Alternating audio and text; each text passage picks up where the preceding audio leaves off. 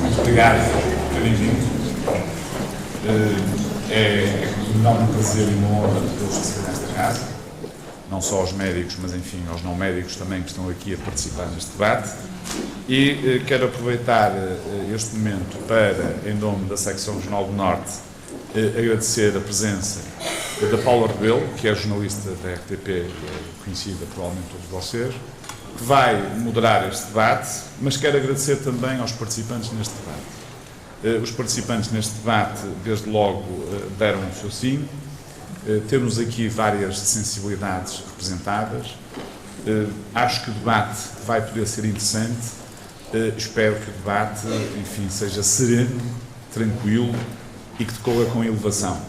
Esta é, de facto, uma matéria muito importante, é uma matéria fraturante em termos de sociedade civil, não só para os médicos ou para os profissionais de saúde, mas para a sociedade civil em si, e, portanto, é bom que seja feito um debate, que se exprimam as ideias, que se fale dos vários valores envolvidos, das liberdades, direitos, deveres, que se fale das vontades antecipadas de vontade, que se fale da morte assistida, da eutanásia, do suicídio assistido, que se fale também dos cuidados paliativos, mas, sobretudo, que este debate sirva também para informar as pessoas. Informar as pessoas e para realçar também aquilo que é a importância que nós todos temos que ter na área da formação, sobretudo dos profissionais de saúde. É importante que os profissionais de saúde saibam também lidar com a morte e não apenas com a vida.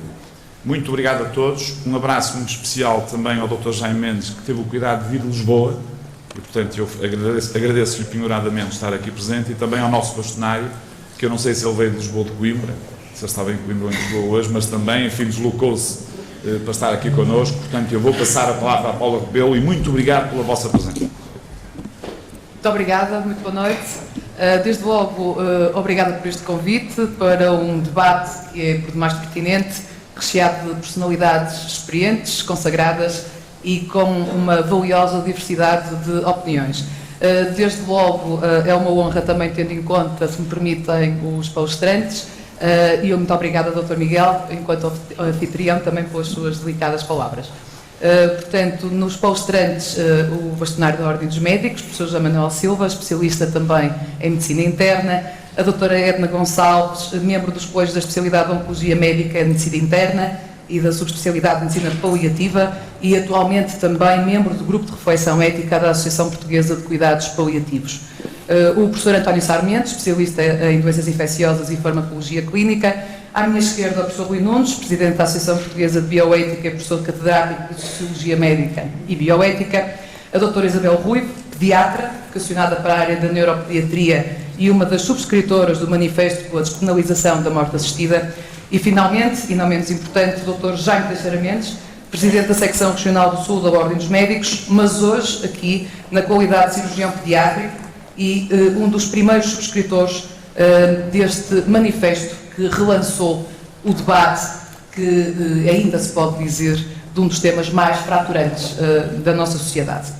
O título deste debate, e se me permitem começar desde já por aí, é Dignidade no fim da vida. E como na apresentação o Dr. Miguel deixou bem claro, não será por acaso.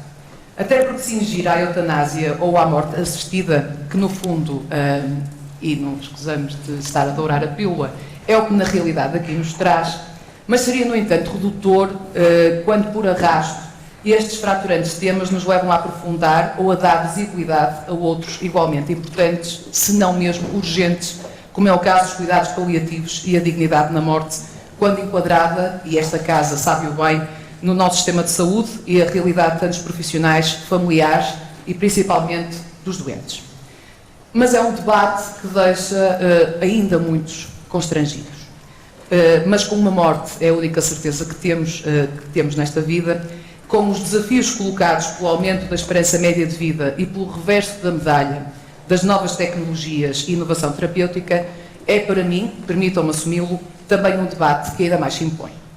E por isso, deixem-me começar por dar a palavra, desde logo, ao Dr. Jaime Teixeira Mendes, e agora aqui só uma questão técnica. Se me permite, professor. Muito obrigado, é uma honra abrir este debate com um público tão receptivo e tão grande para assistir a este debate, que é realmente um debate fraturante. Pronto, eu não fui um dos primeiros assinantes, nem promotor. Assinei mais tarde, quando li o manifesto, e hesitei um bocadinho por ser presidente do Conselho Regional do Sul da Ordem dos Médicos. De qualquer das maneiras, eu não tenho muito o hábito de tirar a casaca e vestir a casaca. Eu estou cá como cirurgião pediatra, como cidadão já muito cheiramente, e ao mesmo tempo como presidente do Conselho Regional do Sul da Ordem dos Médicos. Não se ouve bem, não é? Da Ordem dos Médicos. Pronto, porque é que eu assinei este documento? Pronto, a minha ideia é a seguinte. Eu pedi aqui para passar uns slides, porque muita gente está longe destes termos, eutanásia, distanásia, ortonásia. Pronto, mas não me vou demorar sobre a leitura deles, vocês vejam. Isto foi uma ousadia aqui perante o professor Rui Nunes estar a trazer estes slides, mas pronto, abreviando. A minha ideia é que quer o consentimento informado, quer o testamento vital, são tudo documentos em que se dá autonomia ao doente ou ao cidadão para tomar a sua decisão. No fim desta linha estará a eutanásia. Portanto, esta será realmente devolver ao doente ou ao cidadão todo o poder de decidir sobre a sua vida. Claro que isto é uma grande reforma, sobretudo para os médicos mais velhos. O meu pai era médico, toda a sua formação foi completamente diferente do que estamos a discutir agora. Quer dizer, ele não punha sequer, lhe passava pela ideia a questão da eutanásia. Quer dizer, o médico decidia, e muitas vezes bem, sobre o futuro dos doentes, não é? Agora, a sociedade evoluiu de tal maneira que hoje em dia nós temos doentes que discutem inclusivamente connosco a terapêutica e que têm a sua opinião. Hoje a internet, a grande sabedoria do Google e do Wikipédia revolucionou tudo e revolucionou as relações médico-doente. E é nessa base que eu disse, não, eu vou ter que apoiar e assinar este documento para se iniciar um debate, muitos debates. Eu penso que numa democracia não só representativa, mas como participativa, é com debates deste género, fraturantes, sem termos medo de expor as nossas ideias, que se vamos dar um passo à frente neste caminho da sociedade que estamos a construir neste país. Não queria alongar muito, no fundo estes são falar o porquê que eu, com uma atitude não médica, mas filosófica, assinei e dou a cara e me bato por este debate sobre a eutanásia. Acrescentando, que depois poderemos ver durante o debate, muitas vezes fala-se de coisas que não têm a ver umas com as outras, quer dizer, não é pelo facto de haver eutanásia que não vai haver cuidados paliativos, nem pelo facto de haver cuidados paliativos que não vai haver eutanásia. São coisas completamente diferentes. Aliás, há vários artigos já publicados que a Bélgica é dos países onde tem melhores cuidados paliativos e a eutanásia continua. Depois, realmente, há muita questão a dor e a eutanásia. Não é tanta dor insuportável. Para mim, durante a minha prática, os doentes que me fizeram mais... que eu tive... mais dificilmente admitia a sua doença eram os doentes neurológicos com doenças degenerativas. Ora, muitos desses deixam de ter dores, não é? São insensíveis, não é? Agora a pessoa dizer a um doente, não, você agora vai começar a perder força nas pernas, depois nos braços, depois nos músculos respiratórios, depois não consegue engolir, depois morre. Quer dizer, se um doente, se um desses cidadão que peça ou escrevendo um testamento vital, pelos vistos não pode, não é? Mas se decida, não, eu prefiro não viver estes 2, 3 anos, não é? E há casos que todos nós conhecemos, não é? Um dos casos mais conhecidos foi o grande cantor Zeca Afonso, não é? Que morreu assim. Que decida pela eutanásia, é o que peça ao médico ou à equipe de saúde que faça a eutanásia, porque também esta é uma das confusões. Eu nunca daria isso a um médico só. Aliás, hoje em dia a medicina faz por equipes. Tem que ser uma coisa bem pensada, tem que ser uma equipe. Há a Comissão de Éticas Hospitalares, há a Comissão de Éticas nas clínicas, e todas essas comissões têm que ser ouvidas e ouvir fundamentalmente a decisão do doente, não é? Do cidadão. Aqui não seria doente, seria o cidadão em que recebe notícias deste género, ou outras. Pronto, é tudo que me apetece dizer agora. Pode passar, por favor, à doutora Isabel Ruivo, outra clínica que assumiu uma posição frontal num dos temas tão fraturantes mesmo dentro da classe. Foi a sua experiência acumulada, doutora, ao longo destes anos, os dilemas, as vivências, a partilha, também com outros profissionais, doentes e familiares? Então, Acho que está boa noite a todos. Queria cumprimentar todos os meus colegas de mesa e a jornalista Paula Rebelo, e queria agradecer o convite que o Dr. Miguel Guimarães me interessou para estar aqui.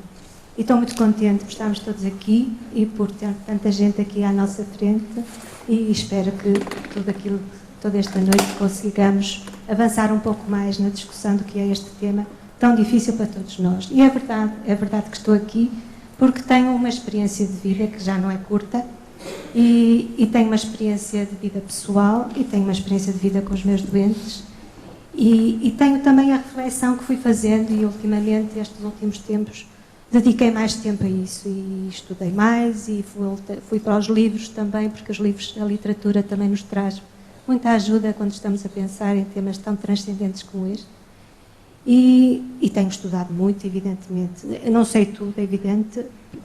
Espero que possamos aprender uns com os outros, mas acho que o debate, este momento, é um bom momento para lançar o debate. Vê-se pela adesão que, neste momento, a petição pública já teve. Queria, de qualquer modo, deixar aqui uma palavra de apreço e de admiração que todos nós devemos ter em relação à professora Laura Ferreira Santos, que lançou há tanto tempo este debate na nossa sociedade, que não pode estar aqui por razões de saúde, bem como o Dr. João Ribeiro Santos, que também, portanto, foram ambos os mentores deste movimento, e que nós só temos que agradecer, porque foram eles sim que nos estimularam, e eu não pude deixar de me comprometer com eles quando eles vieram, de facto, a colocar este tema na ordem do dia no nosso país. Não sei se lhe respondi, posso... Respondeu. Eu agora vou mudar de lado, porque tenho o professor Rui Nunes estrategicamente colocado noutro ponto do debate. Não, ia passar para o outro lado, porque tenho o professor Rui Nunes reservado para outro ponto estratégico do debate, que não é agora. Desculpe. Agora sim. Portanto, ia passar precisamente ao seu bastonário, porque eu ouvi, e já me disse, que em Portugal há boa morte. Portanto, que no fundo até já se pratica eutanásia em Portugal. Tendo em conta, deixe-me terminar, tendo em conta que o conceito, sendo que, lendo o conceito, e também já tive que ler muito, esse conceito diz também que é a prática pela qual se abrevia a vida a um enfermo incurável de maneira controlada e assistida por um especialista. Morte assistida terá diferentes nuances, assim como a sedação, o suicídio assistido, como muito tem referido. Assim como tem assumido a defesa da cultura milenar dos médicos na proteção da vida. Quando é milénios, digo eu, essa mesma vida e o tratamento dela se foram alterando. O que lhe colocava, e perdoa-me a franqueza, é que às vezes parece que se confunde a sociedade civil com questões de semântica e com conceitos muito técnicos, ou posições pouco coerentes para desviar o debate quando não se concorda ou quando a questão de fundo é demasiado fraturante. E este sim era o meu desafio para si. Obrigado, Paula. Boa noite. Boa noite a todos, aos membros do painel, à Secção Regional do Norte, ao seu Presidente, Dr. Miguel Guimarães, que em boa hora organizou este debate. Nós já em 2012 tínhamos organizado um debate sobre fim de vida com a professora Laura Santos. Tínhamos lançado este debate, mas de facto não Na altura não houve sequência, porque não houve, por parte da sociedade portuguesa, provavelmente a percepção dessa necessidade. Não sei se haverá agora também, exatamente, porque a questão como está a ser colocada, eu diria que nos levaria a todos a assinar por baixo por uma morte digna, porque é aquilo que nós queremos. Porque coloca-se, nós devemos ter compaixão pelos doentes, mas todos temos compaixão pelos doentes. Nós devemos evitar o sofrimento dos doentes, mas é o que todos nós queremos. Portanto, estamos todos do mesmo lado.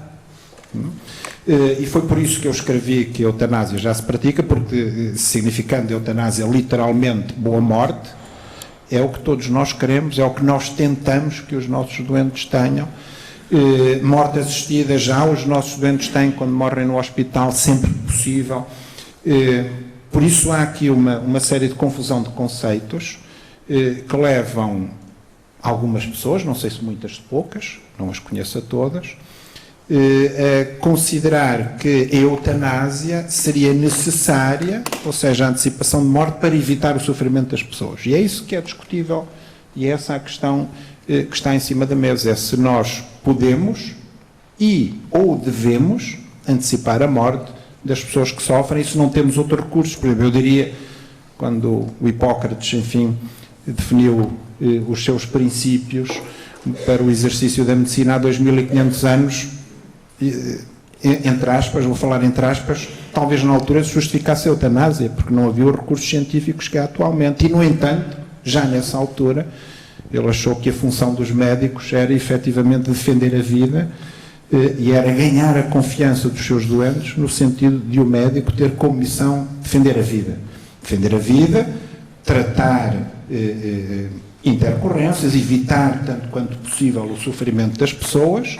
E hoje, felizmente, temos uma panóplia imensa de recursos para isso, mas os especialistas em medicina paliativa, como a doutora Erna, falam com mais propriedade do que eu. E, portanto, aquilo que acabamos por perceber, e é por isso que este debate é importante, é que nem toda a gente está a atribuir o mesmo conceito, o mesmo significado às palavras, e parece que há uma divisão entre aqueles que são adeptos de uma morte boa e digna e os que não querem uma morte boa e digna dos doentes. Ora, essa dicotomia não existe, essa divergência não existe. O que nós estamos a discutir, basicamente, entre nós médicos, é se devemos alterar uma cultura milenar da medicina de preservação da vida e de mitigação do sofrimento sem tirar a vida ao sofredor, ou se devemos alterar esse paradigma. E isso é muito complexo, porque tem uma série de consequências, nomeadamente em termos culturais. E eu vou dar outro exemplo extremo, atenção, e é preciso, obviamente, manter as coisas no contexto em que são ditas, do suicídio do suicídio e da provocação do homicídio por questões religiosas, como estamos agora a assistir com alguns extremistas muçulmanos que, usando erradamente os conceitos da religião, mas por uma questão cultural, se suicidam no sentido de tirar a vida a outros e entendem isso como uma guerra santa, obviamente subvertendo os princípios da própria religião, mas há uma cultura que elogia esse tipo de comportamento, permeia esse tipo de comportamento, sanciona, aprova. E a instalação de determinados comportamentos e culturas tem consequências. E nós podemos observar por aquilo que são as experiências dos outros países, como a Holanda e a Bélgica, em que, efetivamente, a cultura vamos agora colocar entre aspas, mas usar a palavra de eutanásia, é obviamente facilitadora de eutanásia, e levou a uma situação de ultrapassagem de fronteiras que são preocupantes, como, por exemplo, provocar eutanásia a pessoas com perturbações mentais e que, obviamente, não têm uma autonomia, e nós iremos também discutir entre nós, nomeadamente como psiquiatras, não têm uma autonomia de decisão. Portanto, instala-se um tipo de cultura que, como eu escrevi no artigo, facilmente permite que se passe do direito ao dever de. E isso é uma inversão da cultura médica que, nomeadamente, deveria preocupar e preocupa os próprios doentes. Se o médico está a explorar todos os recursos que existem para lhe mitigar o sofrimento, e seria bom nós discutirmos até cada exemplo concreto, caso a caso, porque, nomeadamente, neste caso, uma portuguesa que foi à Suíça sofrer eutanásia, a seu pedido, obviamente, fez-o por duas razões.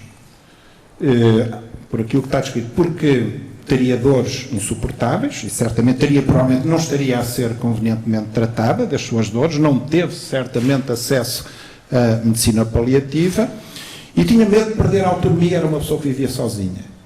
Portanto, as dores são tratáveis, a perda de autonomia, o receio de perda de autonomia de alguém que vive sozinha é uma falha, obviamente, da sociedade que não proporciona. Portanto, isto não é uma decisão tomada livremente, como se tem equacionado, porque alguém que não sente alternativa, porque não tem um apoio social, não tem um apoio do seu meio, tem receio de ficar sozinha e sem autonomia, que aliás é um receio, como está estudado, superior até ao receio das próprias dores.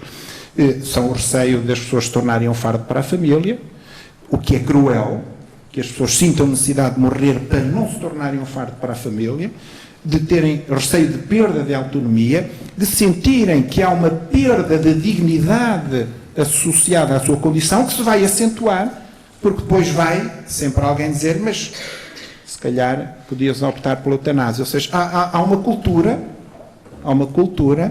que se inverte e que nós devemos analisar com os exemplos dos outros países as consequências dessa inversão, dessa cultura. Mas permita-me interrompê-lo, há outra perspectiva dessa experiência.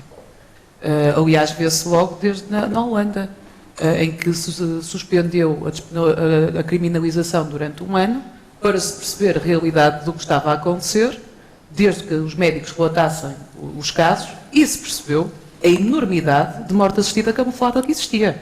E daí a alteração da lei. E assim como ficou provado, quer na Holanda, quer pelos estudos feitos, quer na Bélgica, que 2/3 dos doentes que iam apelar à morte assistida acabaram por não o fazer, mas assumiram que se sentiram muito mais confiantes e confortáveis por terem essa alternativa. Repara, um crime não justifica a descriminalização do crime, se quisermos colocar as coisas dessa maneira. Mas ou o seja, caso que o Sr. Bastonário está a dar também não descreve todos os casos, imagino eu. É uma circunstância completamente diferente. É uma circunstância completamente diferente, porque se alguém está a praticar eutanásia ilegalmente, está a cometer um crime. E se está a cometer um crime, deve ser punido. Agora, se nós vamos descriminalizar a eutanásia porque alguém a pratica, meu Deus, isso, aplicarmos esse princípio de uma forma generalizada à sociedade, leva-nos a aprovar tudo porque há sempre alguém que a pratica. Portanto, a questão não está porque alguém faz eutanásia, vamos legalizar a eutanásia. Não. E a eutanásia não declarada continua a existir apesar da legalização da eutanásia. Portanto, essa questão também não se vê resolver na Bélgica e na Holanda. Porque se instalou uma cultura de facilidade, ou seja, é o que está publicado. Porque está descriminalizado, é normal, tornou-se uma cultura da própria sociedade, até já se pode eutanasiar sem se fazer essa declaração formal e até se pode eutanasiar sem haver um consenso na equipa médica que observa o doente. Portanto, ultrapassaram-se todas as fronteiras. Agora, justifica-se ultrapassar essas fronteiras com base nos argumentos que são utilizados atualmente? E eu discuto e estou, obviamente, não quero agora monopolizar e, portanto, vou-lhe passar o microfone, discutir os casos um a um para nós analisarmos os porquês e as justificações, ou não, de alterarmos uma cultura médica milenar que visa defender os doentes. Muito obrigada. Doutora Edna, é talvez das pessoas que melhor conhece a realidade, neste caso, muito carente dos cuidados paliativos neste país. E quando o Sr. Bastonário fala de boa morte, o que é certo é que essa boa morte não é uma realidade para cerca de 60% dos doentes que morrem em Portugal.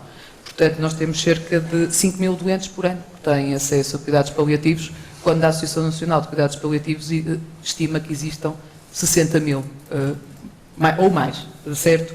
Portanto, o seu colega oncologista, o João Espírito Santo, já assumiu que ainda que chegassem a todos, que ainda que esses cuidados chegassem a todos, e claramente não chegam, não se adequam a todos no final da vida.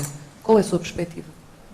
Bom, cumprimentar, eu começava por agradecer ao Dr. Miguel Guimarães o ter permitido este debate aqui, cumprimentar toda a assistência, obviamente os colegas da mesa, todos os colegas, temos uma mesa de médicos, e agradecer também a quem veio aqui, gente de todas as idades, conheço vários, médicos e não médicos, mais reformados e jovens em ensino secundário, portanto é fantástico, Miguel, estás de parabéns. Em relação à pergunta que me põe, eu acho que é fundamental começarmos por dizer, eu sou especialista de cuidados paliativos, não sou especialista de cuidados paliativos pela ordem, porque ainda não é uma especialidade, é uma competência médica, mas sim, tenho a competência em medicina paliativa, trabalho em cuidados paliativos, em medicina paliativa há quase 13 anos, e acho que é importante começarmos este debate por dizer que cuidados paliativos não são claramente uma alternativa à eutanásia ou suicídio medicamente assistido. Os cuidados paliativos são um direito a que todos os portugueses, que subsiste a todos os portugueses, mas que infelizmente a maioria dos portugueses, como a Paula dizia, não tem acesso a eles. Aquilo que diz o Observatório Português dos Cuidados Paliativos, agora lançado e apresentado em janeiro na Universidade Católica, diz que só 20 a 30% das pessoas com doença grave têm acesso a cuidados paliativos neste país. E, portanto, defendendo eu e assino por baixo que cuidados paliativos não são alternativa à eutanásia e ao suicídio medicamente assistido, também quero aqui dizer que é fundamental, sendo o objetivo principal, o primário, dos cuidados paliativos, aliviar o sofrimento de pessoas com doença incurável, avançada e progressiva, é fundamental, no meu entender, que se desenvolvam os cuidados paliativos muito mais, para chegarmos pelo menos a mais de metade da população portuguesa, porque nem nisso estamos. E já para não dizer a todos, que é realmente um direito que subsiste a todos.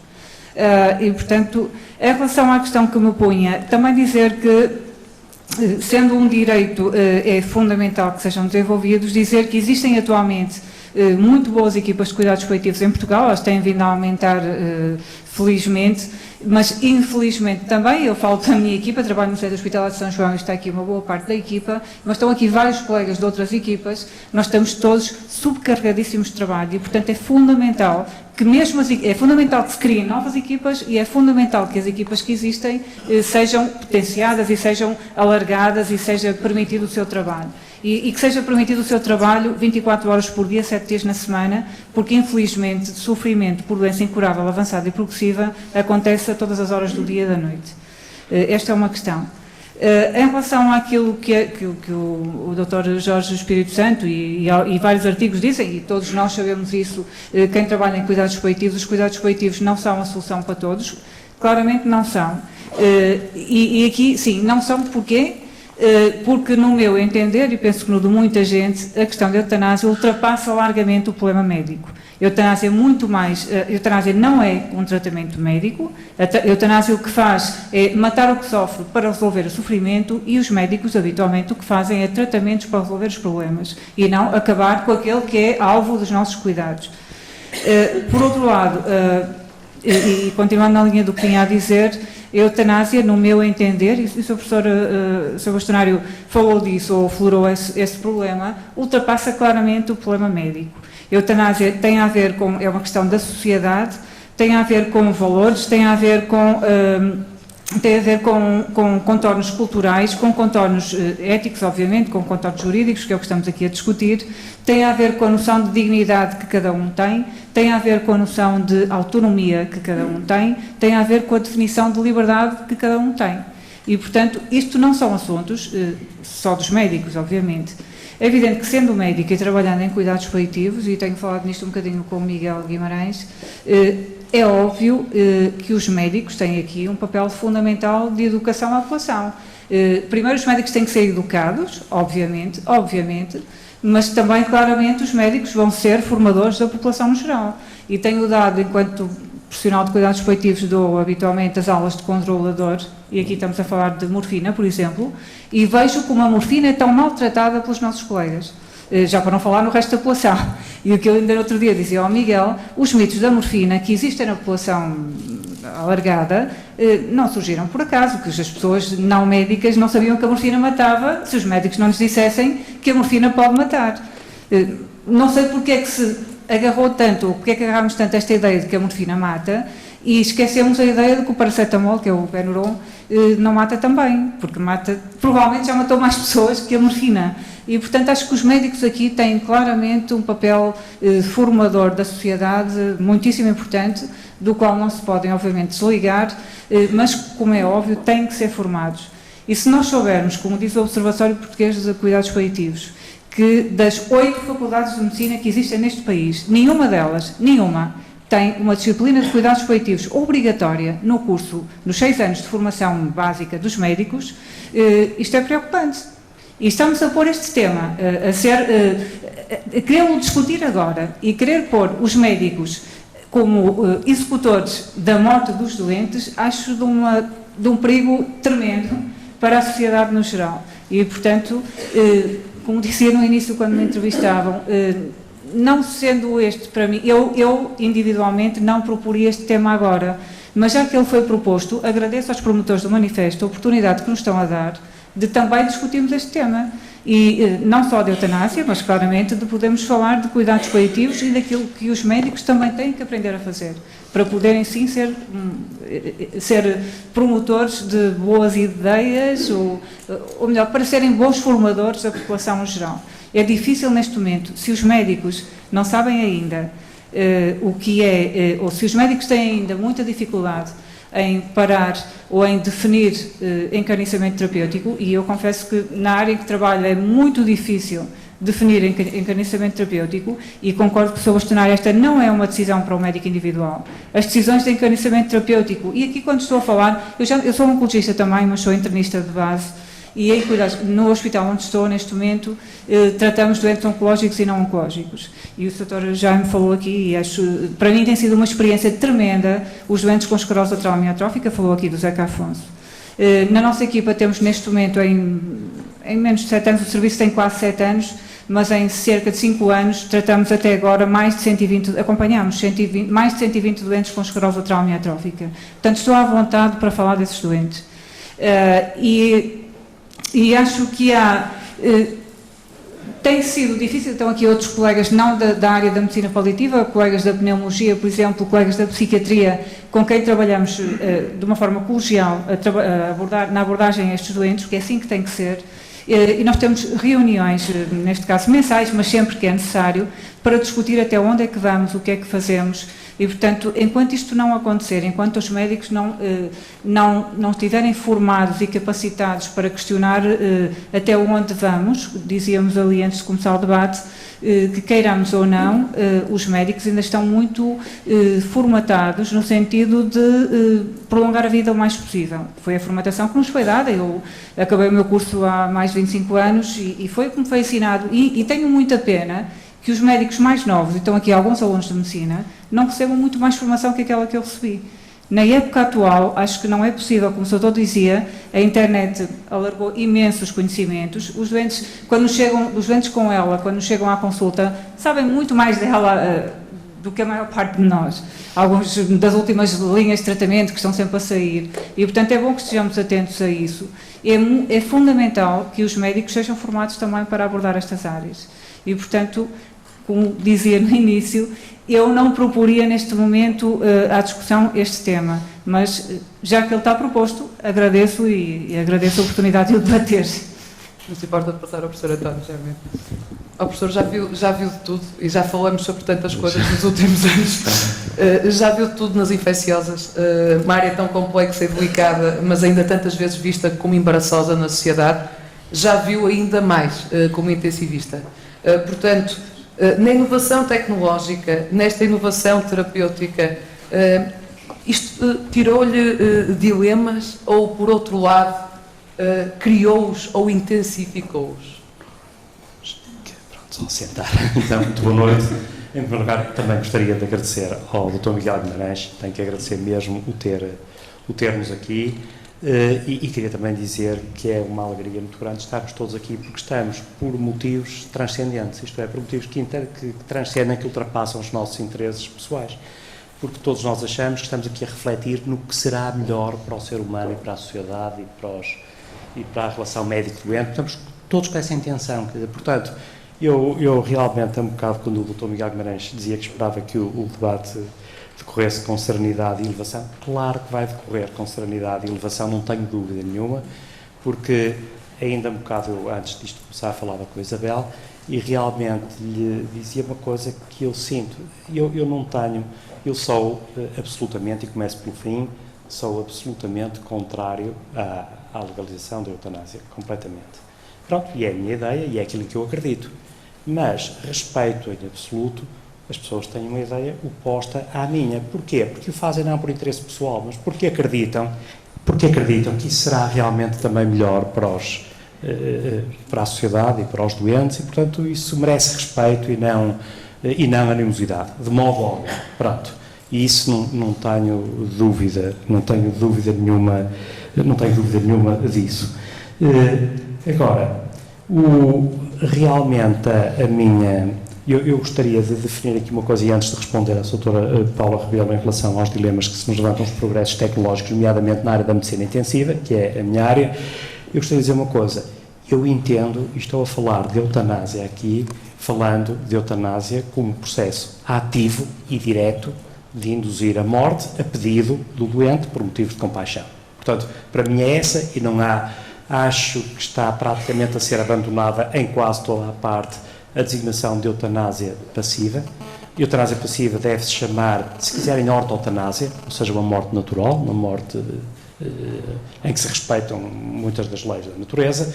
O matar é totalmente diferente de deixar morrer, e todos nós o morrer é um processo que faz parte da vida e que chega a uma determinada altura em que o médico tem que deixar o doente morrer.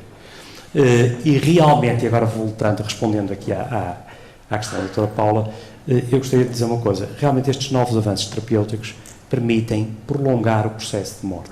Permitem prolongá-lo artificialmente, com grande sofrimento pessoal, familiar e social, indiscutivelmente. E, portanto, levanta aqui grandes problemas éticos. Portanto, se nós chamarmos eutanásia passiva à não obstinação terapêutica, pois então somos todos a favor da eutanásia passiva. É boa prática. Quer dizer, é boa prática, não estar a obstinar a terapêutica, não estar a prolongar artificialmente a morte, não estarmos a provocar a distanásia. A distanásia é má prática, portanto, não o podemos fazer.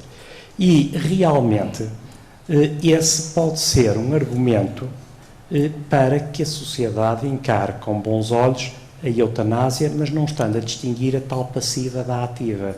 Porque enquanto, se realmente se consagrar o termo de eutanásia passiva para não obstinação terapêutica, muito bem, mas eu acho que este não é o correto e devemos de chamar não obstinação terapêutica, devemos chamar claramente isso, ou devemos chamar ortotanásia, se quisermos, e não distanásia passiva, como dizia o seu questionário. Deixe-me agarrar aqui numa deixa da doutora Edna, que cai que nem gira no que está a dizer, não resisto. Nós, dentro dos vossos dilemas, a obstinação terapêutica não existe? Existe e é um flagelo do nosso dia-a-dia, quer dizer, e essa tal fronteira às vezes é difícil e é um território cinzento, não é? É um dilema de todos os dias. E até pela falta de formação que a doutora Edna falava, até para os familiares também, porque às vezes a pressão não é só vossa no sentido de não quererem dar o tudo por tudo e de ficar, mas também pela pressão, digo eu, dos familiares. Eu acho que nós temos uma obrigação total. A nossa obrigação é lutar pela vida e preservar a vida, mas também temos uma obrigação total de não prolongar a morte. Portanto, e o preto e o branco são muito fáceis na medicina, muito fáceis. O pior é o cinzento. É aquilo que nós não sabemos se estamos a ter uma atitude distanásica ou se ao suspendermos uma determinada terapêutica ou não avançarmos com uma determinada terapêutica, estaremos a ter uma atitude pró-eutanásica. Não é fácil, quer dizer, e portanto é sempre uma atitude multidisciplinar, um pensamento em que temos que conversar com a família, temos que conversar uns com os outros, toda a equipe tem que conversar, e estes doentes, os nossos doentes, não são como os da doutora Edna, que geralmente estão conscientes, os nossos não, estão sedados, estão intubados, estão ventilados, portanto são realmente diferentes. Agora, aquilo que a mim me impressiona nisto, e é isso que eu queria dizer, é o seguinte: eu, se tiver a convicção de que nós médicos somos profundamente contra a eutanásia ativa, é muito mais fácil que os doentes e as famílias tenham a plena confiança na nossa não obstinação terapêutica. Ou seja, que saibam que se nós propomos realmente a não continuação de um tratamento ou a suspensão de um tratamento, não é por uma atitude pró-eutanásica, porque nós somos formalmente contra a eutanásia, mas é por uma atitude de não distanásia e, portanto, de não obstinação terapêutica. Também pegando aqui nas palavras do Sr. Bastonário, é uma coisa que também aqui me impressiona um bocado, é realmente que o meu medo sempre aqui é que não é as pessoas que defendem a eutanásia, como digo, estão a defendê-lo por bem. O meu medo são as pessoas que não estão aqui a defender a eutanásia, as que não estão aqui, que é toda uma sociedade muito materialista, muito hedonista, muito economicista, muito fria, muitas vezes muito, e que poderá aproveitar-se de uma coisa que foi aprovada com boa intenção, de quem a fez aprovar, para realmente resolver um problema pela lei do menor esforço. Ou seja, e mais barato, não é? Muito mais barato, gastando muito menos dinheiro, tendo muito menos trabalho.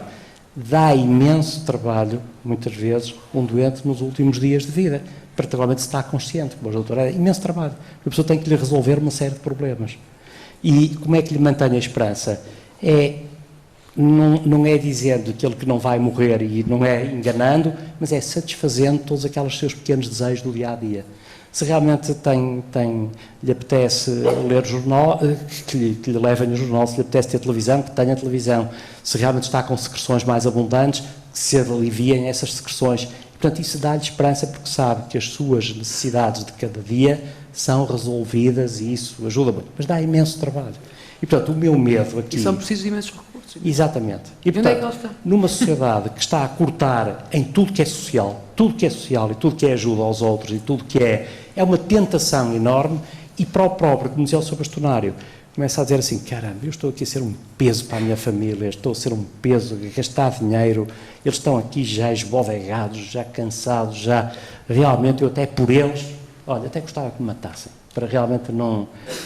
E isto pode acontecer, isto pode ser aproveitado não pelas pessoas que estão aqui, como é evidente, a defender a eutanásia, mas por essa tal sociedade que se aproveitará disso para intuitos que são muito mais desumanos, como é evidente. Já vai ter a oportunidade de trocar outras impressões. Eu imagino que a doutora Isabel Ruivo e o Dr. Jaime possam ter aqui um acrescento natural ao que foi dito. Permitam-me só, para completar esta ronda, fazer a pergunta ao professor Rui Nunes. Desde logo, porque eu imagino que existam salvaguardas, desde logo as reuniões multidisciplinares, as comissões de bioética, cada caso é um caso, e já vos voltarei a dar a palavra, mas permitam-me completar a ronda com o professor Rui Nunes, já está aqui fechado. O professor lançou o testamento vital, já lhe chamavam inclusivamente o pai do dito, um instrumento poderoso para evitar, como o Sr. Bastonário também já teve a ocasião publicamente de sublinhar, os tratamentos obstinados, de que ainda agora reforçava o professor António Sarmento, e que prolonguem artificialmente o sofrimento das pessoas. Temos aqui outro conceito de debate que já entrou, o da distanásia, que também merece outra visibilidade. E o professor foi um dos primeiros a defender um referendo nacional, precedido de intensa campanha de informação, quando o manifesto veio ao lume. Mas confesso-lhe a minha surpresa quando esta semana li na Lusa uma entrevista sua a dizer que os médicos deviam ficar fora desta questão. E quase que a passar a batata quente, se me permite a expressão, a outros profissionais de saúde. Porque e como é que retira ao médico figura central de um processo complexo como este da equação? E por outro lado, a linha B, permita-me, outros profissionais de saúde, desde logo os enfermeiros, é público, já estão a avançar com o debate, seguiram as pisadas do Sr. Bastonário e também já manifestaram a intenção do referendo interno. Imagino que eles também se põem fora da questão. Como é que ficamos? Bom, antes de mais, muito boa noite a todos. Uma palavra de cumprimento ao Sr. Bastonário da Ordem dos Médicos e agradecer-lhe penhoradamente o facto de ter permitido, conjuntamente com o Sr. Presidente da Secção Regional do Norte, Dr. Miguel Guimarães, este magnífico debate. e a presença de tanta gente, de todas as idades e de várias profissões nesta sala, mostra, enfim, o fundamento daquilo que foi dito, a necessidade de um debate e a impossibilidade lógica de uma precipitação legislativa que alguns querem a correr, legislar sobre uma matéria que, obviamente, causa esta problemática toda que estamos a discutir. Cumprimentar também os meus colegas de painel e dizer o seguinte: o Estado português, desde tempos imemoriais, considera que a vida humana é inviolável. Isso está na Constituição da República. Aquilo que se pretende, e eu saúdo, obviamente, o manifesto e os signatários do manifesto, por relançarem este debate na sociedade, mas aquilo que se pretende é criar um novo direito fundamental, que não está na Constituição da República e que, porventura, os portugueses não disseram ainda se sim ou não o querem criar. Esta é uma primeira nota, e é por causa deste facto que a Constituição diz que a vida humana é inviolável, que depois o Código Penal, no fundo, acaba por reconhecer isso, criando e tipificando os crimes de homicídio privilegiado e de homicídio a pedido da vítima. Portanto, quando se fala de eutanásia nos termos do manifesto, aquilo que está em causa não é propriamente o homicídio por compaixão ou compassivo, não é isso, isso deve ser distinguido do homicídio a pedido da vítima, ou seja, como ato voluntário. São duas coisas muito diferentes, porque no dia em que nós aceitarmos resvalar de um para o outro, estamos a entrar em eutanásia involuntária. Foi, aliás, o que aconteceu na Bélgica. Na Bélgica, os princípios começaram por ser aqueles que estão subjacentes ao manifesto e que, obviamente, devem ser discutidos e que têm, porventura, algum fundamento, mas rapidamente resvalou para os casos já apresentados pelo Sr. Bastonário, portanto, de eutanásia involuntária no sentido de pessoas que não estão manifestamente capazes nem competentes para decidir, e mais ainda, eutanásia em crianças de qualquer idade. Não sei se os presentes têm consciência disso, que neste momento é permitida a eutanásia em crianças de qualquer idade ou consentimento dos pais. Portanto, esta questão da inversão de paradigma daquilo que se acredita na sociedade portuguesa há muito tempo, bem ou mal, podemos discutir, mas é aquilo em que se acredita. E, por outro lado, a necessidade de aprendermos com os erros dos outros e de, em circunstância alguma, permitirmos que a lei venha a resvalar e, portanto, que haja condições e circunstâncias para impedir essa rampa deslizante, é absolutamente essencial a este debate, porque senão estamos a debater uma situação que é legítima, que tem os seus fundamentos, ninguém discute o contrário, mas que rapidamente se pode transformar noutra. E toda a gente sabe que é diferente, nós temos uma belíssima intenção e depois transformar essa intenção numa política de natureza pública. E por isso defendo há muitos anos, nada de novo, que primeiro deve haver um debate alargado e plural, como está a acontecer aqui, mas obviamente alargado a toda a população portuguesa, porque os portugueses não estão todos nesta sala. E já lá vai o tempo em que havia 10, 20, 30, 50, 100 iluminados que decidiam pelo povo português. Portanto, o debate tem que ser necessariamente alargado ao povo e, no fim da linha, ele deve pronunciar-se sobre se sim ou não quer mudar o paradigma que está na Constituição. E, obviamente, compete-nos a nós, primeiro como cidadãos e segundo como médicos, respeitar a vontade da população nessa matéria. Portanto, neste enquadramento, eu creio que há um segundo plano. E o segundo plano é qual é a posição da medicina e da ética médica neste contexto. E a doutora Edna tem razão.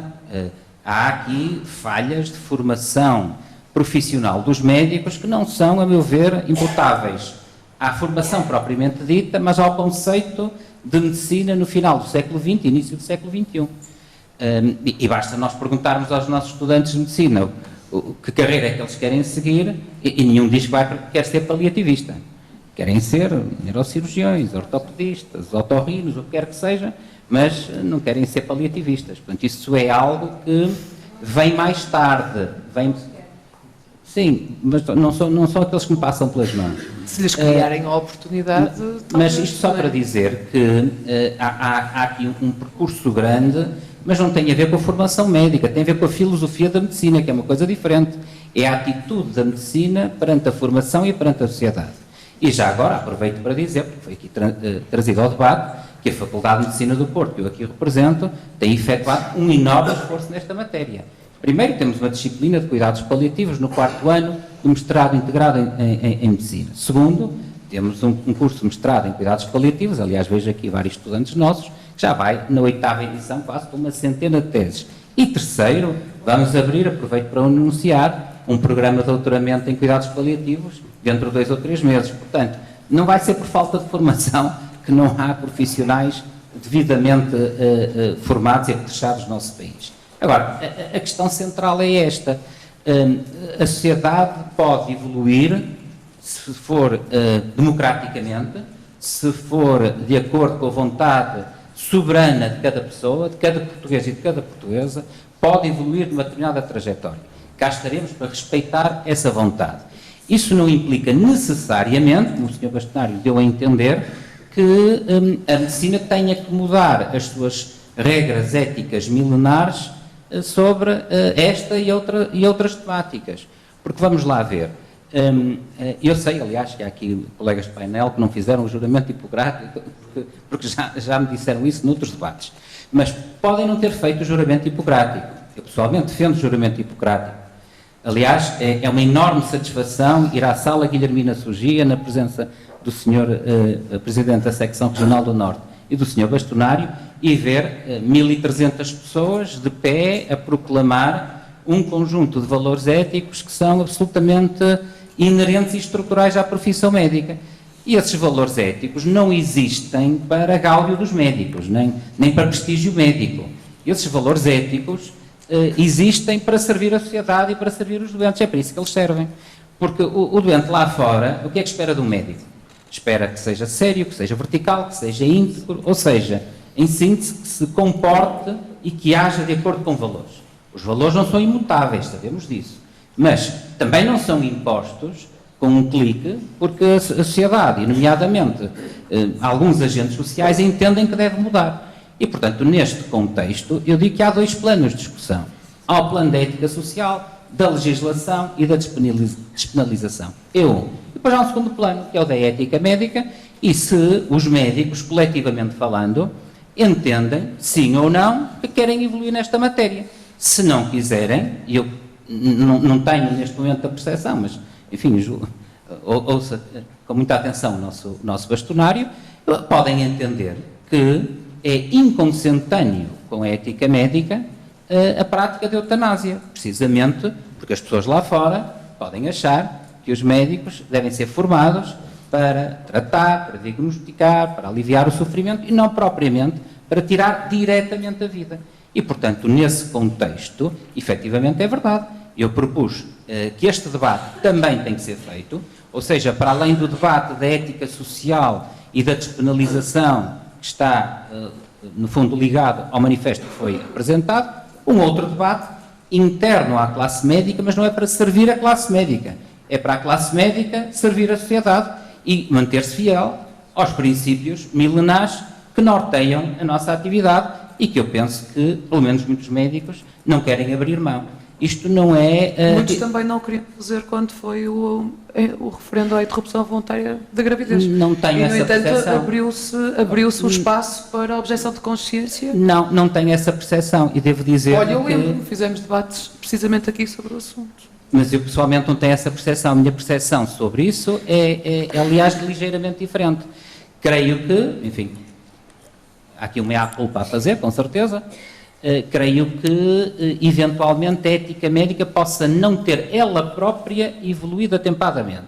Aliás, estou completamente à vontade para falar, porque tive o cuidado, na altura não era o nosso bastonário, o bastonário, mas penso eu que não era, no referendo sobre a interrupção de gravidez, mas pessoalmente tive o cuidado de elaborar um parecer, sugerindo vivamente à Ordem dos Médicos que alterasse o Código Deontológico nessa matéria, mas não porque a lei ia ser alterada, mas porque, de facto, havia muitos médicos, se calhar até a maioria, que estavam compaginados com essa prática.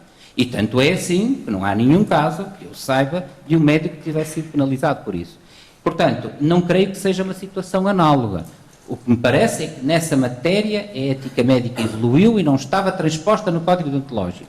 nesta matéria não tenho a mesma certeza. Se tivesse a mesma certeza, estava a dizer a mesma coisa. Mas como não tenho, defendo que, eventualmente, pode haver esta descompaginação. Ou seja, a lei evoluir, a Constituição eventualmente ser alterada, os artigos referentes ao homicídio privilegiado e ao homicídio a pedido da vítima serem também alterados, portanto, criando-se, no fundo, um novo direito fundamental, que não está neste momento na Constituição, nem está na cultura da nossa sociedade, e apesar disso, a ética médica entender que não deve evoluir, porque estaremos também mal, e repito, não são os médicos que estão mal, nem a ordem dos médicos, é a relação da medicina com a sociedade estará mal se a ética médica tiver que ser abruptamente alterada, enfim, por razões de natureza social e não pela consciência coletiva dos médicos, porque é isso que é ética médica. Mas permita-me, e só para terminarmos, para passarmos para o restante painel e abrirmos o debate, a minha segunda questão. Mas já admite se forem outros profissionais de saúde a fazerem? Não, vamos lá ver. Desde que o médico saia do centro da questão? Vamos lá ver. Eu sou médico, mas antes de ser médico sou cidadão. Eu respeito as normas do Estado de Direito. Portanto, se pela via referendária ou pela via da democracia representativa, se for esse o caso, nas próximas eleições legislativas, a eutanásia for aprovada pelo povo português, é evidente que não tenho mais do que aceitar como um ato perfeitamente legítimo da sociedade e que devemos respeitar. Fique claro. Evidentemente que eu também não gostaria de ver a prática de eutanásia para resolver questões de natureza social, falta de cuidados paliativos, falta de acompanhamento psicológico, espiritual, etc, etc. Mas, repito, se isso for o caso, pois com certeza que se a sociedade portuguesa evoluir nesse caminho, tem de gerar condições para que essa prática seja humana, como é lógico. Mas defendo, contudo, que o debate interno à classe médica tem que ser feito. E, portanto, não é uma prática que tenha que ser necessariamente concretizada pelos médicos se a sociedade evoluir dessa forma. Este é o meu argumento. Não há aqui uma ligação umbilical. Pode não ser. Não tem que haver tabus, nem reservas de natureza intelectual nesta matéria. Aliás, as leis dos países que legalizaram a eutanásia não são todas iguais, nem as práticas são todas iguais. Portanto, não temos que seguir a lei belga ou a lei holandesa só porque é belga ou holandesa. Pode a lei ser boa lá e não ser aplicável cá. Portanto, não temos necessariamente que misturar os dois domínios. E, portanto, acho que é um debate que também tem que ser feito, até porque há outros grupos profissionais que, se calhar, não tenham manifestado, digamos, uma convicção nesta matéria, como a Ordem dos Médicos penso que tem feito, pelo menos ouvindo os seus representantes, o atual... Não tem juramento de Hipócrates, não é? Não é uma questão de juramento de Hipócrates. Não, é uma questão dos valores que devem para a classe. Deixe-me passar à doutora Isabel, ou se quiser ao doutor Jaime, enquanto... só para equilibrar e abrirmos depois o debate. Enquanto a doutora Isabel bebe um copo de água, eu posso começar a falar. Eu peço desculpa não ter agradecido isto, mas a culpa é de um colega seu, de um jornalista, que uma vez na televisão disse assim: mas porquê é que vocês perdem tempo sempre a agradecer ao painel? E realmente é verdade, time is money, não é?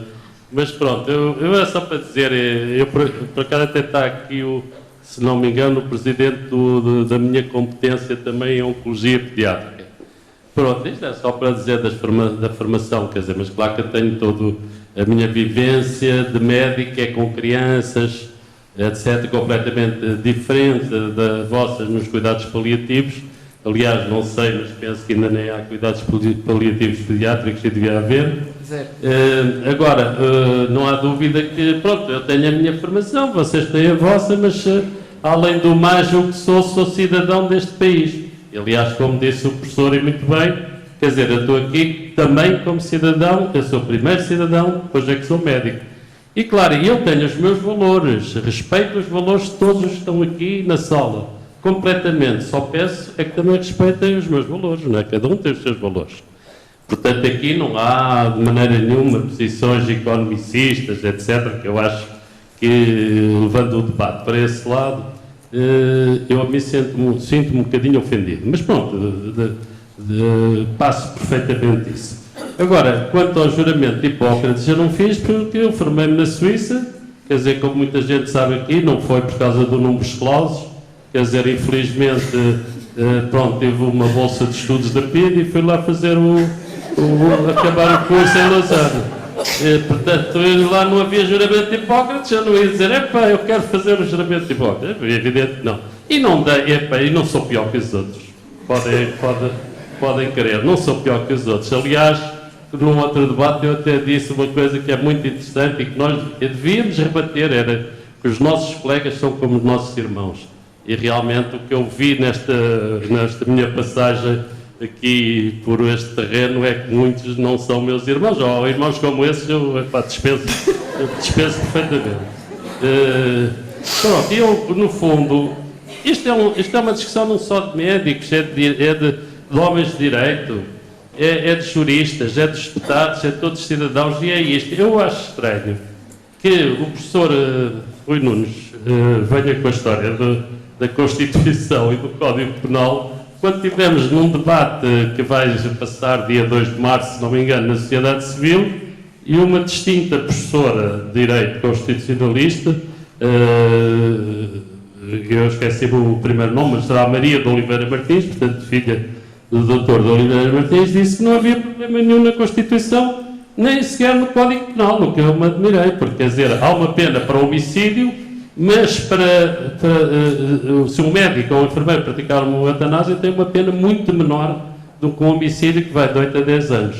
E eu que me lembro, se eu estiver errado, alguém diz, eu acho que nunca houve nenhum julgamento aqui em Portugal a um médico ou um enfermeiro por ter praticado a eutanásia. Mas pronto, posso estar enganado, não sei. Mas de qualquer das maneiras, penso que até houve casos que foi permitido a eutanásia. Mas pronto, de qualquer maneira, não conheço nenhum caso que tenha sido levado a tribunal e que tenha julgado.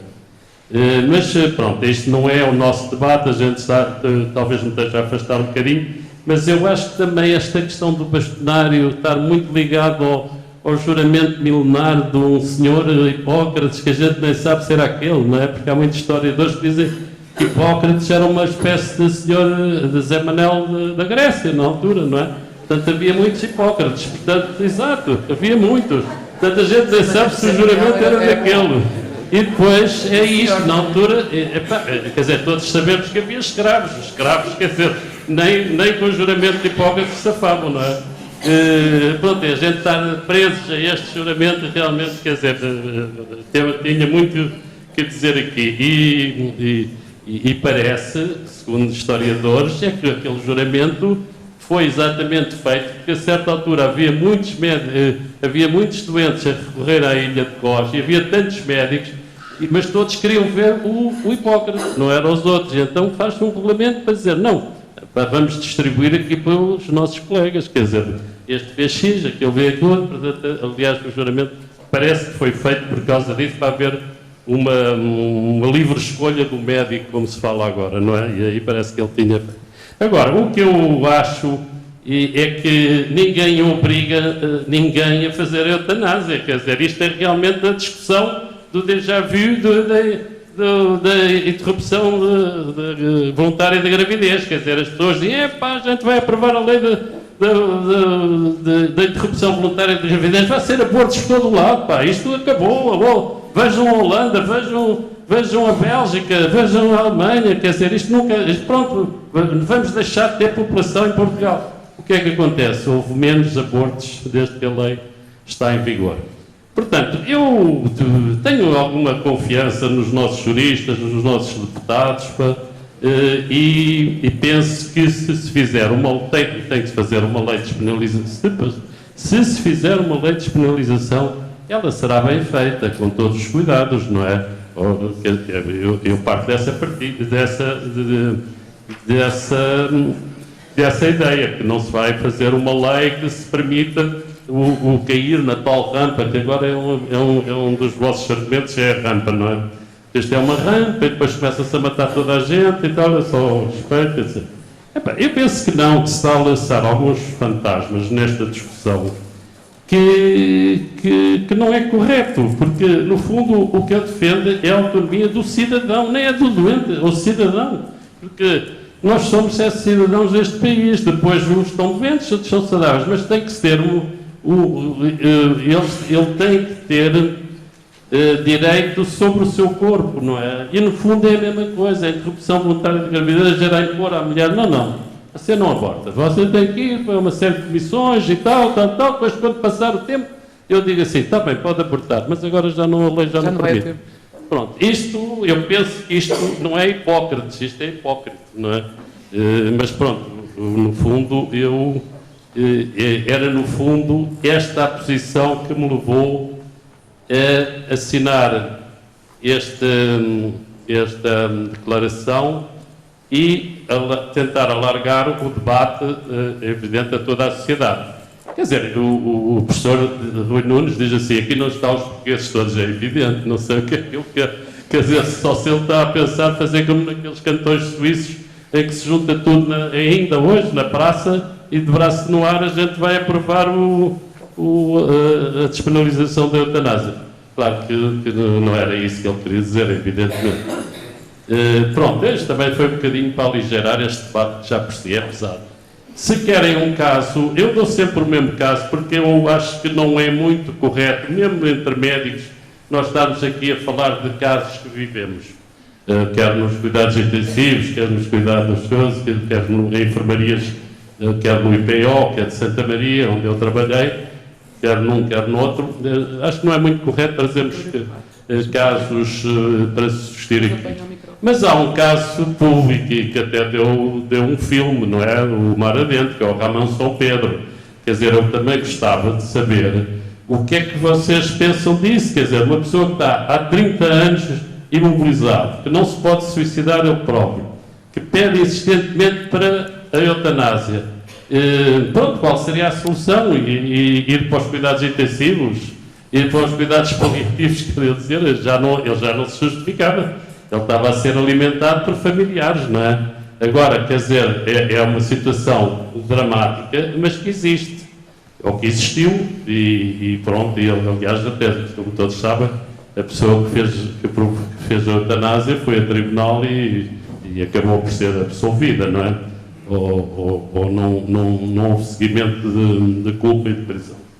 Pronto, é tudo o que eu queria, sobretudo, é que também que isso houvesse uma interatividade com o público, que vai haver de certeza. É só a doutora Isabel fazer, que eu percebi que queria fazer só umas observações para se poder abrir o debate ao Desculpe, não, é só algumas, porque realmente eu fui muito breve na minha primeira intervenção e agora preciso um bocadinho mais de tempo, foi dita tanta coisa que tenho que me dar um bocadinho mais de tempo.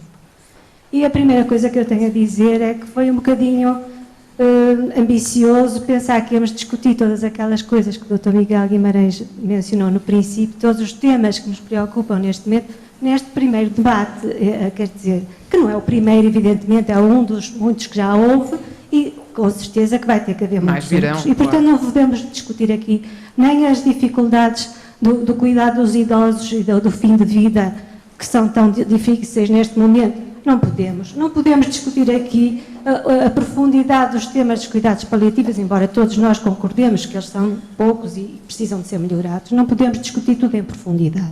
Este debate realmente foi agora lançado na sociedade e eu queria voltar um pouco às questões que estão na mesa e que nós pusemos na mesa. Claro que estamos disponíveis para debater todos os outros e todos eles são importantes e se calhar, e não sei dizer neste momento, está agora a ser tratado, os outros são com certeza muito importantes, tão importantes, quiçá mais importantes, não sei, mas a verdade é que neste momento estamos a falar de uma situação particular e foi isso que nos trouxe aqui ao debate e eu gostava que a gente pudesse, de facto, concentrar-se um bocadinho nisso, senão vamos dispersar imenso. Eu, como o Sr. Bastonário já falou nos bombistas suicidas do mundo muçulmano, eu se calhar tenho que falar da Inquisição e do garrote que os bons católicos forneciam aos arrependidos para não arderem na fogueira. Também havia aí alguma intenção de minorar sofrimento. E, portanto, a gente não vamos falar do chá da meia-noite. Não vamos falar isto tudo, não é? Vamos agora, portanto, tentar centrar-nos naquilo que é preciso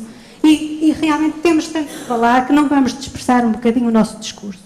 E aquilo que eu queria, de facto, neste momento, começar por dizer é quais são os nossos objetivos e objetivos do movimento que se iniciou em novembro, depois de imenso trabalho dos colegas que eu já citei e de todos os outros colegas, como o professor Rui Nunes, que na sociedade já tem também, que tanto contribuído, e todos aqueles que não quero esquecer, não quero que alguém se sinta triste, mas a verdade é que há muita gente a pensar nisto e há muita gente a tentar debater isto com seriedade.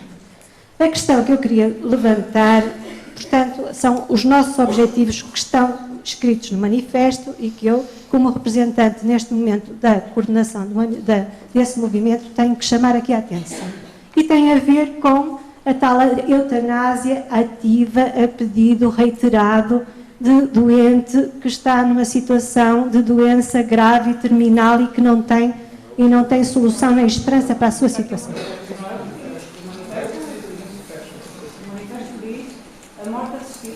Não, o vosso, está ali o microfone, doutora. Eu, se calhar, agora deixo-me concluir aqui os meus... A doutora tem Eu tenho aqui uma cópia do que saiu no Expresso, Sim, do diga. Jornal Expresso, que é o que É o tem. manifesto. É o que tem, não é? E então, E o que diz é a morte assistida.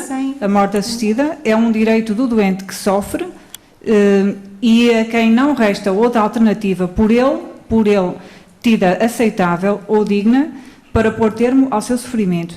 É um último recurso. Bom, penso do que doente quer ler mais? com doença... Isso.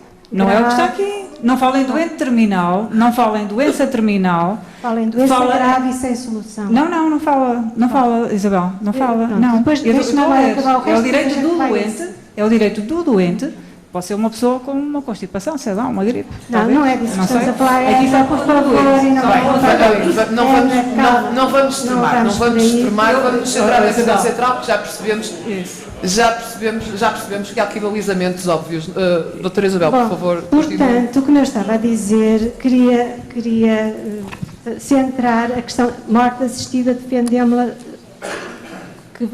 a situação que coordena esses dois aspectos, a morte, a eutanásia ativa e a pedido, e a situação do suicídio medicamente assistido. Sim. Em relação, já agora, e porque está um bocado na sequência, embora não esteja nas minhas notas, é o seguinte, eu considero como médica que o médico nesse momento, o médico defende e que em sua consciência considera que há situações em que temos que ter em consideração esse direito do doente de manifestar a sua vontade e, portanto, e nos seus valores e naquilo que ele define para si próprio, não estar numa situação em que realmente nos pede eutanásia. Eu julgo que não é papel do médico pôr-se de fora. O médico existe e nós todos que fomos para a medicina, todos nós, os meus colegas, foram para a medicina baseados em fortes valores humanistas para cuidar dos nossos doentes, por compaixão, por valores que nos unem a todos e não que nos separam. E portanto, penso que é nosso papel, enquanto doentes e subscritores deste tipo de direito e defensores deste direito para todos os nossos cidadãos, é que o médico não se vai depois afastar e lavar as suas mãos e não acompanhar também o seu doente. Claro que em equipa, provavelmente, e se calhar, como todas as outras coisas que fazemos em conjunto, vamos fazê-lo provavelmente em conjunto, mas não acredito que os médicos se devam retirar dessa função. Queria dizer também que muito tem sido dito acerca da questão das experiências de outros países. E essa questão, e todos esses temas que têm sido levantados têm sido pouco fundamentados realmente nos dados concretos da literatura que tem sido publicada regularmente nesses países. E, portanto, eu contesto que se defenda num debate deste tipo coisas como seja aquilo que acontece na Bélgica, o desastre que é a eutanásia na Holanda. Não estão em cima da mesa documentos, eu trago imensos e posso depois facultar aos colegas que realmente não têm acesso a eles. Penso que, como na Bélgica, na Holanda, no Luxemburgo, dentro dos países europeus e em países nos Estados Unidos, do Canadá, por exemplo, têm sido tomadas resoluções e têm sido aprovadas leis que não são só esta generalidade que nós estamos a falar agora. Ainda estamos a falar em valores gerais. São leis que são ponderadas, rigorosamente ponderadas e regulamentadas, porque é evidente que não faz sentido estarmos aqui a dizer, por exemplo, na Bélgica matam-se as criançazinhas todas só a pedido dos pais. Não é verdade, Sr. Bastonário. Não é verdade essa questão das crianças que pedem para... Elas próprias são os meninos pré-adolescentes, adolescentes que eles próprios solicitam, com o acordo dos pais, são com certeza situações extremamente bem pensadas, porque raras, felizmente, não estamos a propô-las, mas não faz sentido trazer informações que não são corretas para um debate que já de si é tão difícil. Queria, de qualquer forma, já agora esclarecer que, entre nós, os cuidados paliativos pediátricos estão, não sei se tem a professora Helena Jardim, responsável pela equipa que o está neste momento a ultimar, mas é uma conquista da pediatria com que eu muito me congratulo. É claro que isto é como as cerejas, eu já ouvi dizer tanta coisa que agora tenho imensa coisa para dizer também. E pronto, uma vez em relação a essa questão da regulamentação e criada uma lei que de facto permite ao cidadão, que é um cidadão do século XXI, um cidadão que assumiu nos últimos tempos, evolutivamente, o seu direito à autonomia, que não era consignado noutros tempos, que o Sr. Bastonário até já falou na antiguidade. Mas agora, e a nossa própria lei tem evoluído como bem a posição da nossa sociedade. Se nós meditarmos um pouco nisso, temos o consentimento informado e, portanto, a capacidade que cada doente tem de recusar tratamentos que considera que não estão de acordo com as suas necessidades. E isso nós recusamos. Há um suporte ventilatório, o doente pensa que ultrapassou a sua capacidade, o doente tetraplégico ligado a um ventilador quer recusar, pensou cuidadosamente, meditou, pediu uma vez, pediu mais que uma, foi avaliado, foi analisado, mas pede, com certeza que é neste momento obrigatório pela equipe médica puxar tirar, não é? E temos aqui uma pequena alteração em relação àquilo que se pensava antigamente. Porquê? Porque há máquinas que é possível desligar. Eu já agora... Isso já é feito. Hoje em dia, quer nos eu sei que é feito. Claro que é feito. Tinha que ser feito, porque realmente não cabe na cabeça de ninguém, mas esse é o doente consciente e que pede, e portanto... Isso não é eutanásia, isso é boa prática médica. Claro, eu só estou a dizer é que tem havido uma evolução na prática médica. E essa evolução tem acontecido também porque a prática médica evoluiu e é preciso responder a esses desafios. E a seguir... É resistir à tal obstinação terapêutica que ambos falavam há pouco. Como disse o professor Sarmento, o quão é cinzenta essa linha. Sim. O quão é cinzenta a linha da obstinação. E enquanto nós estamos neste momento a defender uma posição que tem a ver com a autonomia e a última liberdade do doente, que se sente que nos seus valores, no seu sofrimento, foi ultrapassado o seu limite. Estamos a falar em situações absolutamente voluntárias do ponto de vista do doente, no caso em que o doente está coitado porque teve um acidente grave ou porque ficou tetraparético e está ligado à máquina e não pode, ou eventualmente está inconsciente, aí não temos essa capacidade ele próprio de definir o que quer para si. Mais cinzenta está a nossa linha. E, portanto, nada disto é simples. Tudo isto exige imenso tempo de debate entre nós. Sim. Eu julgo que é absolutamente urgente que ele se faça, mas como também é urgente o debate que tem que ser feito para as populações que estão atentas àquilo que nós estamos a dizer. Porque realmente eu penso que muitos políticos e muitos colegas subestimam um bocadinho a capacidade de compreensão do povo português. Eu devo dizer que estou neste momento muito mais otimista, digamos, porque realmente a gente vê que o povo português de hoje não é o povo português de há 30 anos, do tempo em que nós andávamos a fazer o serviço médico à periferia de porta em porta. O povo português já teve imenso contacto com os mundos lá fora, tem imensa informação, precisa de ser ajudado para poder ser mais informado e para poder digerir essa informação. Mas se formos contactando com as pessoas, vamos sabendo que elas estão atentas à nossa discussão e estão a questionar as mesmas razões que nós, porque são pessoas e estes temas são temas que têm a ver com a humanidade de cada um de nós, médicos e doentes. Isabel, deixa-me só, Paula, é evidente que a prescrição terapêutica, e concordo em absoluto, os limites são muito ténues, mas também são muito ténues os limites de quem define qual é o limite a partir do qual é aceitável o sofrimento ser inaceitável. Ou seja, o limite é o que do próprio, Edna, desculpa, estamos a falar no nosso o patamar. que acontece, saiu um artigo ainda no dia 10 de fevereiro, num jornal de psiquiatria americano, que diz que 3% das pessoas que morrem por eutanásia na Holanda são doentes mentais. São doentes Desculpa lá, mas não me interrompas, que eu tive só cuidado de não interromper ninguém. Eu peço desculpa por ter falado na questão do doente com constipação. Obviamente peço desculpa, não é de todo o meu objetivo ridicularizar esta discussão, porque é muitíssimo séria. Mas, e eu espero que percebam que não vamos estabelecer aqui uma tabela medidora nem quantificativa das discussões. Portanto, se me permitem, vai-me permitir também uma pausa agora na sua reflexão, uma pausa, um parênteses, porque está na altura de abrir o debate ao público. Ok. E, entretanto, também aproveitando isso, nas respostas desta casa que está cheia e muito interessada, daremos essa oportunidade e podem também concluir ou até encaixar os vossos raciocínios, se me permitem, nos desafios que forem lançados agora a partir da plateia. Portanto, declaro as hostilidades abertas e espero que tenham efetivamente vontade de participar. Eu só pedia, porque a casa está cheia e obviamente não nos conhecemos todos, se não se importassem, para se identificarem. Fernando Rodrigues, pediatra também e aposentado agora, sou pediatra, obviamente. E eu devo dizer que este painel traz riqueza de pensamento, obviamente, e pluralismo de pensamento, que é sempre muito bom para quem pensa e para quem fala, para todos. Bom, mas devo dizer que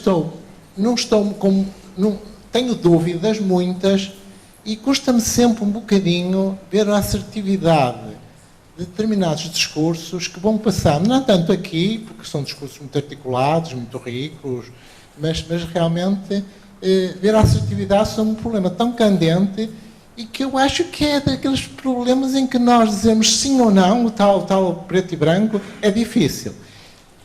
Mas tenho, entretanto, alguma formação como cidadão, todos nós nos reclamamos, e também de algumas leituras que vou fazendo e da vivência que tive, embora a área em que eu desempenhava a minha profissão fosse uma área com muito anabolismo, quer dizer, não havia muitas mortes. As crianças curavam, nós ajudávamos a curar e realmente isso era muito bom para mim, que sou um bocadinho covarde em relação a determinadas coisas e realmente ajudavam-me. Não sei se aguentava uma especialidade como da minha amiga Edna, realmente não sei se aguentava, não tinha propensão. Agora, realmente para mim a autonomia e a causa que levou, penso eu, que eu não assinei o manifesto ainda ou não sei, que leva a isto é a decisão última da pessoa que decide por si, depois de ter sido dado tudo, os cuidados paliativos, bons, compaixão, amizade, carinhos, bons medicamentos, mesmo assim, essa pessoa, seja uma, duas ou três, decide, na sua autonomia, em plena convicção, independentemente da cultura que tem, a cultura académica, decide que quer morrer e precisa ser assistida à morte. Este é um ponto-chave para mim. E, portanto, não jogo, porque também não tenho nenhuma confissão religiosa, nem nada, com determinados valores.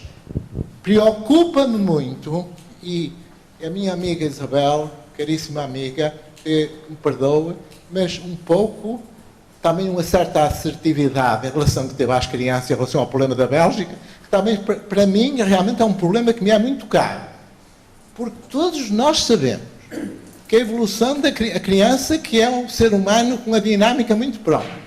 Recém-nascido, infância, adolescência, adultice, todos nós sabemos que é um problema candente e o professor Rui Nunes sabe disso mais que nós. O ponto em que a criança é autónoma para tomar determinadas decisões e que não encaremos esse problema de frente e não podemos de maneira nenhuma sacudi-lo para o lado. Disseram aqui, eu nem sabia, que a eutanásia pode ser praticada em qualquer idade. Ora, a criança define-se, eu não sei, estou a falar, ouvi aqui. A criança define-se, desde o momento em que nasce, até aos 17 anos, 364 dias. Isso é na Convenção dos Direitos da Criança.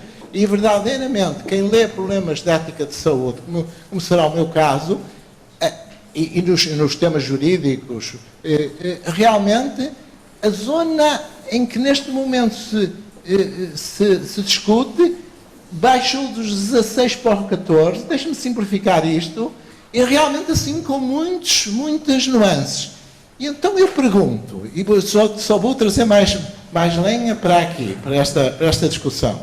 Eu pergunto, eu não acho que uma criança de 6 anos ou de 7 tenha autonomia, tenha capacidade cognitiva, intelectual, para decidir um problema destes.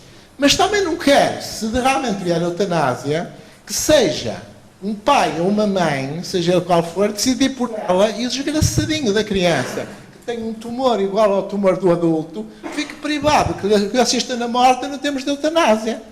Ou seja, a criança acaba por ficar um bocado entalada e desprotegida. E eu penso que isto é um problema que se deve pensar. Quer dizer, porque nós estamos a pensar numa sociedade adulta, é tudo discutido numa sociedade adulta, e isto leva-me, e confesso-me, a ter dúvidas ou seja, põe muitos ses, ou alguns ses, àquele princípio que para mim é o princípio da autonomia, que qualquer adulto consciente pode decidir no momento uma morte assistida e queira ser assistido. Portanto, uma eutanásia, o suicídio assistido. Portanto, o problema é difícil e custa-me um bocadinho discutir em termos de Constituição e tudo mais, provavelmente não tenho informação. É só um pouco dizer isto. Tenho tendência a dizer que sim ao manifesto, tenho muitos entraves, sejam eles de qualquer tipo, nomeadamente no campo da pediatria, que é aquilo que eu conheço melhor em relação ao exercício da autonomia e a ficar limitados. Obrigado. Será mais fácil os tribunais, quando intervêm, aquele caso, porque a polémica não é só portuguesa, não é? Ainda esta semana o Sr. Bastonário reuniu com o seu homólogo espanhol e falávamos sobre o caso da criança galega de 12 anos, que quer o Parlamento galego por unanimidade, quer o Tribunal, contrariou a objeção de consciência dos médicos do Hospital de Santiago de Compostela e autorizou o desligar, portanto, todo e qualquer suporte artificial de vida à criança que tinha uma doença neurodegenerativa incurável. Tinha 12 anos, a Andreia tinha 12 anos, era vontade dos pais que não continuasse a sofrer, mas teve que ser o Tribunal e teve que ser o Parlamento galego, por unanimidade, a ir contra a objeção de consciência dos médicos. E depois os médicos tiveram que cumprir a ordem do Tribunal. Será mais fácil assim? Será um argumento... Não, claro que não. Certo, mas era o que eu estava a questionar, mas será que há casos assim em Portugal que têm que ir para Tribunal? Há assim casos que se nos colocam nestes termos? Já estamos a falar das crianças, não é? E do papel dos pais nisto. Pois. Posso responder ali ao Dr. Rodrigues? Eu levantei esta questão das crianças, não é porque nós defendamos neste momento que essa questão venha a ser colocada nesse momento, as nossas sociedades vão evoluindo, e evidentemente o Dr. Rodrigues tem toda a razão em dizer que o sofrimento de uma criança em determinada altura, com uma doença tão grave como o jovem adulto, merece, se calhar, tanta consideração como nós. Mas é verdade que nós temos do lado da criança mecanismos mais protetores. Temos pais que dão a vida por eles.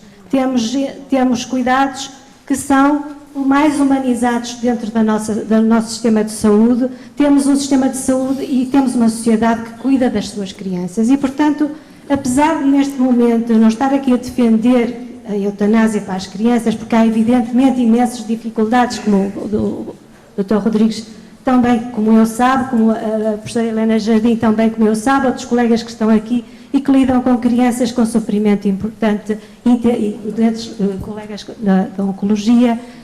Sabemos todos que as crianças sofrem, sabemos todos que os pais sofrem, sabemos todos que isto é tudo muito complexo. Eu só estava a chamar a atenção a isto porque era mais um exemplo da forma como este debate, que devia ser sereno e baseado naquilo que é o básico e aquilo que está em cima da mesa, é muitas vezes distorcido para o caso concreto da senhora que tinha uma doença pediátrica X, uma doença psiquiátrica qualquer, ou para o caso não sei o quê. Nós não somos uma sociedade... São 3%. Colega, a gente depois discute os nossos números. Agora deixe-me dizer o seguinte... Nossos são os publicados numa revista americana, não são nossos. Estão publicados são publicados. Tá bom. Que lhe deu o artigo, mas aqui Doutoras, Sim. eu pedia-lhes para olharem para a plateia, lembrem-se que o debate está aberto, que está a casa cheia e que também queria que Isto é complicado dizer-se que não se podem discutir casos concretos porque não convém, atenção. Não é isso, Sr. Bastonário. A questão é a seguinte: nós podemos propor uma lei que seja bem ponderada, uma lei que seja bem discutida, com todas as salvaguardas que sabemos que outros sistemas legais neste momento propõem e que, ao contrário do que muito se diz, têm sido sistemas que têm tido todos os cuidados de avaliar, de ter comissões acompanhadoras, de ter uma série de mecanismos para evitar o erro. Sabemos que a atividade humana tem erro. É impossível prometer que não haja erro, mas é preciso que haja essas comissões e que alertem para o erro, e que encontrem o erro e que punam o erro quando ele existe. Agora, aquilo que está escrito na literatura que ambas lemos é um bocadinho diferente. E, portanto, os erros que são cometidos por pessoas que estão a usufruir dessa liberdade atualmente impressa na lei dos países onde vivem e que assumem claramente aquilo que pretendem, e eu agora já me perdi no meu raciocínio, mas a questão é: há muito mais transparência, há muito mais escrutínio nas mortes que são assumidas pelos doentes que as solicitam em condições que são devidamente acompanhadas. Em muitas outras na nossa sociedade existem neste momento, como todos os colegas sabem, e que têm a ver com o duplo efeito e que têm a ver com uma série de outras medidas que são impostas na nossa sociedade, porque realmente é preciso resolver o problema dos doentes que estão realmente em sofrimento enorme, e não temos a mesma transparência e os mesmos mecanismos de controle. Obrigada. Quem quer intervir, por favor? Faz favor. Boa noite. O meu nome é Mariana Campito. Não percebi, peço desculpa. O meu nome é Mariana Campito e queria colocar uma questão à professora Edna e ao Bastonário, que é o seguinte: sendo legitimada a eutanásia, existe um risco de não haver total autonomia do doente na sua decisão. Quer porque existirá provavelmente uma pressão social para pôr fim à vida, é o caso de pessoas idosas que se sentem um transtorno e um peso para a sua família, um peso económico e não só, não é só, mas a questão económica será muito relevante. E também, e esta é a minha questão aqui para a professora Edna, é se acha que, sendo aprovada a eutanásia, irão diminuir, ou haverá o risco de diminuir o dinheiro, a receita disponível para os cuidados paliativos. Não. Obrigada, Mariana, pela pergunta.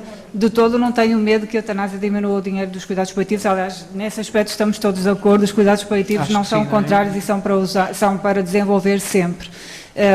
De todo não vão diminuir o dinheiro. Não há o risco, como se falou, em pessoas menos bem intensas, que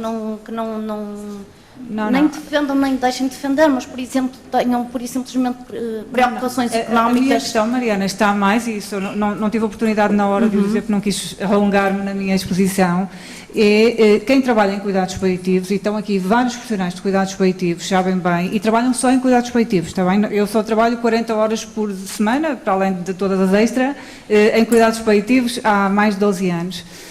Nós não temos pedidos de eutanásia e, portanto, é surpreendente que agora ouçamos num debate público destes falar tanto de pedidos de eutanásia. Concordo com o Dr. Rodrigues que é possível, quando tudo isto estiver bem desenvolvido, quando houver cuidados paliativos para todos, aquilo que nós sabemos nos cuidados paliativos, porque é relativamente frequente, é que os doentes cheguem a dizer oxalá a morte venha, oxalá quem me dera morrer.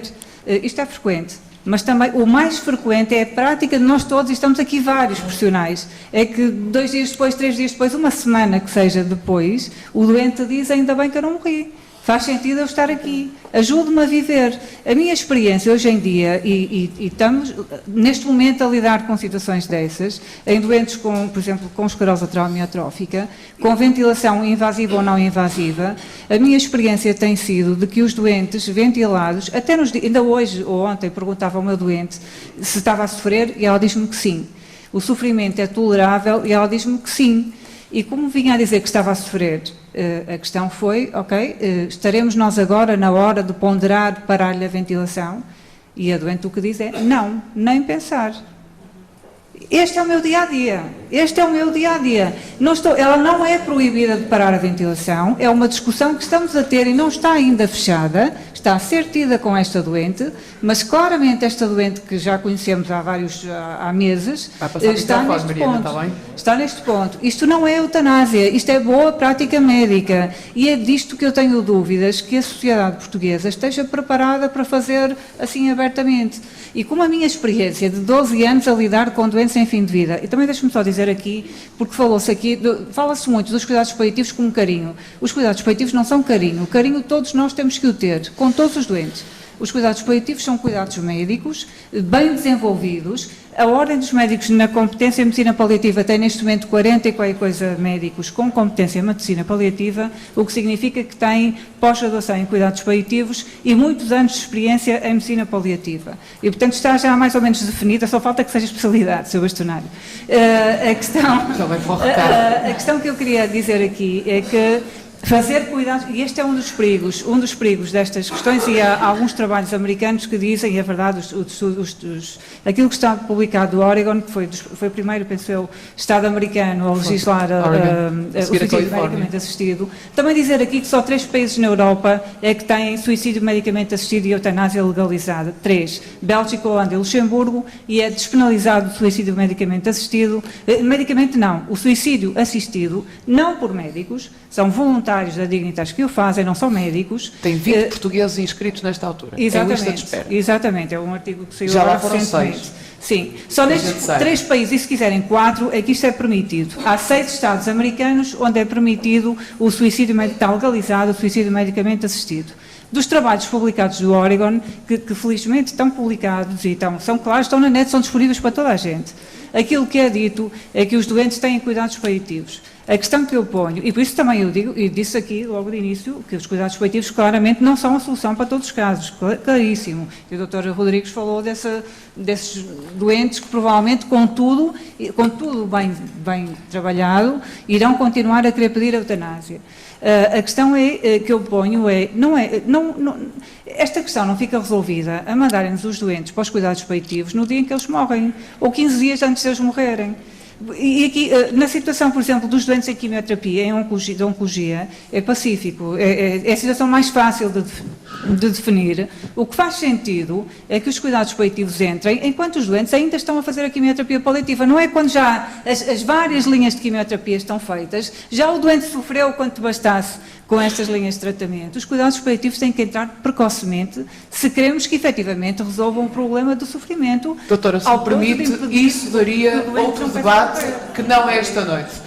Portanto, se não se importa, isso é outro debate importantíssimo, mas não é hoje. Paulo, desculpe, mas tem toda a razão. Não é possível, da mesma maneira que não é possível falar em autonomia, eu acho que, claro, mas eu acho que estamos todos de acordo. A minha autonomia não acaba comigo, uma coisa é uma coisa, outra coisa é outra coisa, e uma coisa não invalida a outra. Portanto, se me permite, doutor, faz favor. Fernando Reis Lima. Aposentado, está doutor. Que nos preocupa a todos nós. Mais aproximado do microfone, por favor, doutor. Também não fiz do juramento de Hipócrates, que no tempo não se fazia, mas sigo os seus preceitos. É uma ética de há 2000 anos. Cumprimento de todos os presentes, concordo com todos. Isto é um debate que deve ser... Isto é um problema que deve ser debatido. Mas os princípios são imutáveis. Isto é, a vida começa entre